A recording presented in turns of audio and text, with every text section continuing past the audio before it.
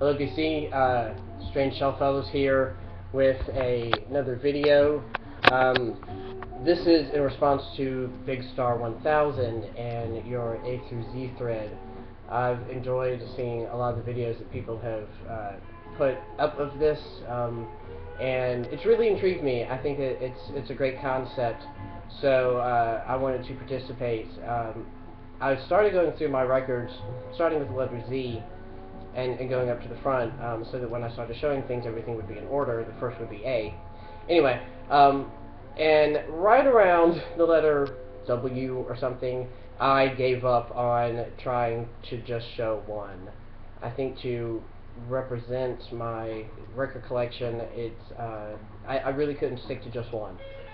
So I have a bunch to show.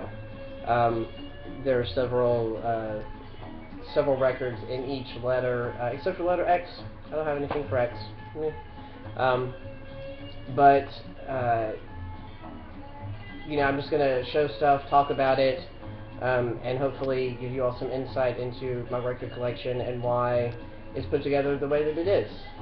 If you have seen any of my other videos, you know a little bit about what I do. I'm really into 45s. I'm just going to show albums today, but I'm really into 45s. Most everything that I have is thrift shop finds, things like that. Okay, so I'm going to start out. Letter A, this is Hawaiian Interlude with Johnny Alawani and his orchestra. Now you're probably wondering, why am I showing a Hawaiian record that's, you know, not that interesting looking? There's Hawaiian records all over the place.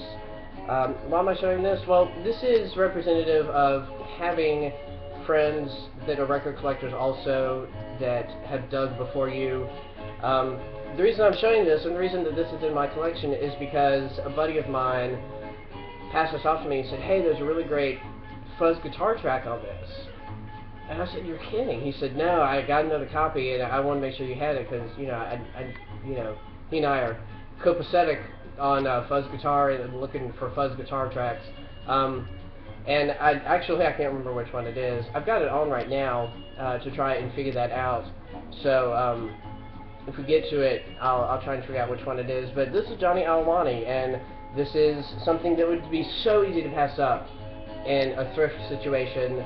And if nobody told you about it, you'd never even know.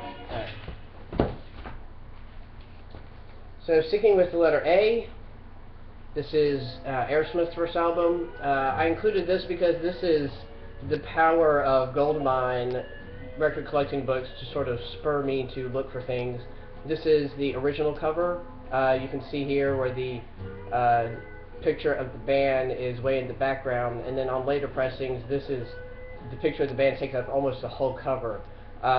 So when I first started collecting, I got the goldmine books and started reading and started educating myself. And when I came across this, I'm sure in a thrift situation, hang on, this has a price sticker on it. Nope. Got this at the local record store for $3. And so when I came across this, I knew what it was. I knew that it was a little bit more special than the other versions of this record, the later versions, so I picked it up. And I don't think I've ever listened to it. I'm not a big Aerosmith fan. I think I have this and the greatest hits, and that's it in my collection up here. I think I have more in the basement. But I keep this up here because I know that this is unusual. Alright. This is also sort of illustrative of the power of goldmine and books like this, and also sort of me being a completist. This is Belafonte's The Midnight Special, and I know that Dixieland Farms, Chris, just showed this, and there's some commenting on the thread about why this record is significant. I'm going to take it out of here so you can see it. If you don't know, let's see here. Let's see if I can find it. Bob Dylan on harmonica on this record. And it's got a star next to it, and it says, at the bottom it says, courtesy of Columbia Records. This is widely regarded, and I think it's true, of Bob Dylan's first ever recording. And he showed up on this just as a harmonica player, probably, you know, hired gun. I don't know what the story is. I'm sure it's online by now. But I'm a big Dylan fan. I'm not huge, but I'm a big Dylan fan. And so when I read about this record, you know, the next opportunity I got to get a good copy, I picked it up because I wanted, you know, everything that I could related to Bob Dylan. And again, if you didn't take the time, if you didn't know, this would be something easy to pass up. I'm in the place in my record collecting where I've gotten a lot of the stuff that is pretty easy to find cheap. I've gotten really lucky and found some not easy things to find cheap. And I'm kind of at a point where I can keep picking up things cheap that are even more unusual than what I already have, or I can start really spending the big money on going after the really rare stuff, upgrading the sort of rare stuff that I have, and I'm not really at that place. I still mostly just bargain dive, and so I pick up stuff like this. This is still the letter B. This is Johnny Barnes, and yeah, I don't know anything about this being a rare record or expensive or anything like that. Here's the back, and this is representational of the kind of random stuff that I'd never seen before, and picking it up and just taking a chance. And this is really good rock and roll. I'll show you the label here. Nightcrawler, the Johnny Barnes story. Don't know anything about who Johnny Barnes is, but there's songs like Theme from Planet X, Hot for the Radio, Rockin' the Night Away, Starships in Transit. Really good record. And if I hadn't, if I wasn't the kind of record collector that I am, I might have missed this. I might have just never picked it up on a blind buy, and I'm really glad that I did. So that's representational of kind of how I record shop.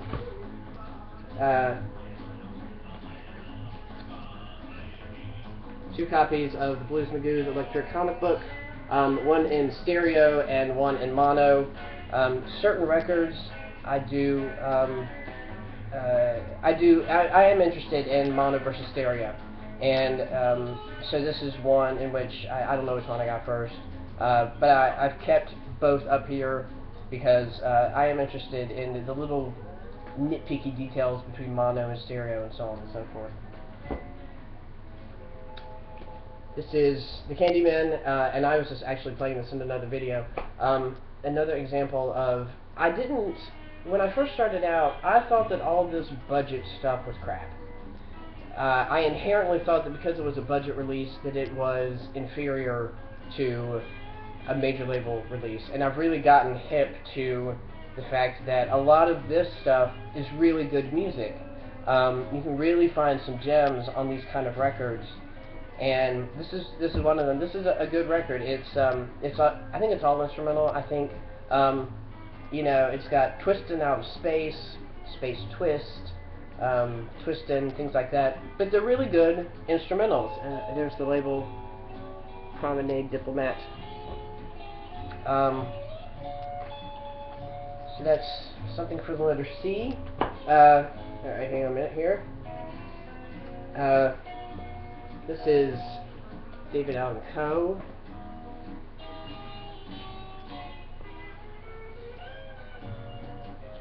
The reason I picked these out is because I'm not actually a big David Allen Coe fan. I maybe have played a couple of these songs before, but I'm not really a big fan. But the reason that these are up here and that they're not in the basement is another example of why my record collection is what it is.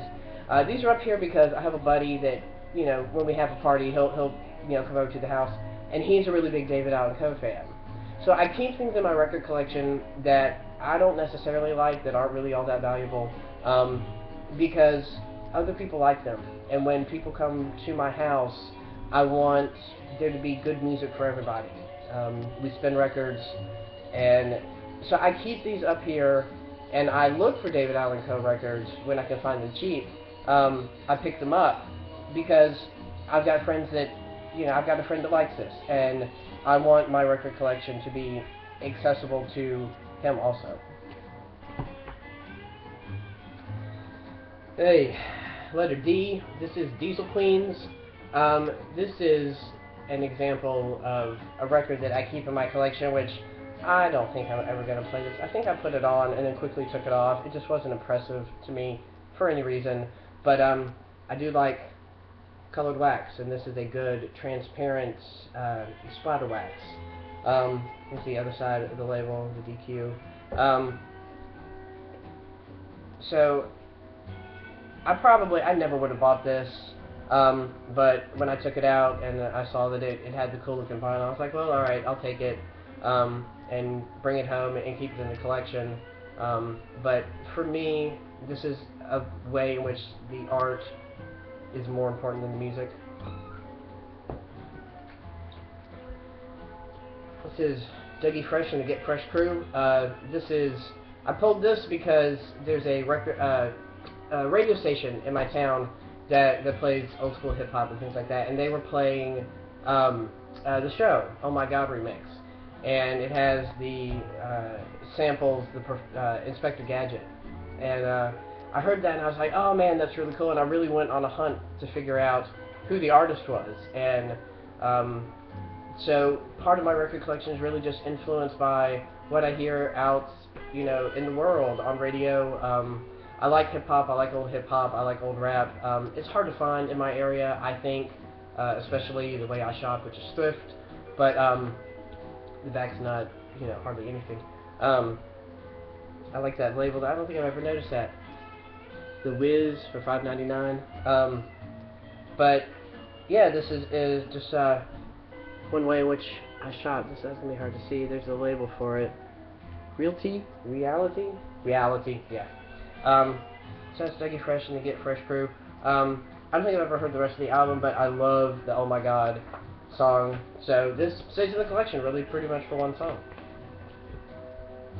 Okay, this is a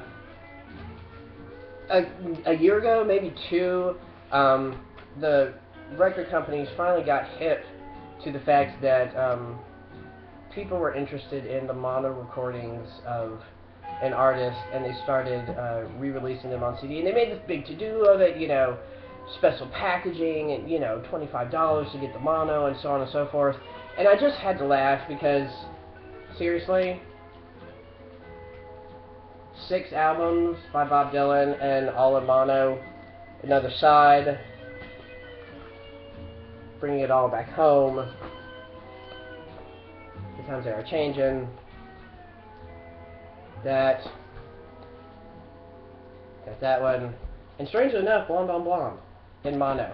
And I just, when I saw that, I just thought, geez, if people would just have a record player, if they hadn't got rid of their records for, maybe $20, they could have gotten 6 different albums, and they would have had all the mono that they ever could have wanted, and better sound to start with. Yeah. The letter E. This is Erasure, the Two-Ring Circus. This is a collection of remixes and 3 re-recordings.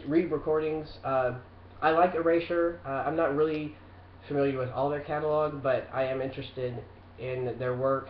And this, for me, is representative of the kind of thing that if you were a big Erasure fan and you stuck with CDs and downloads and things like this, you may not ever find this.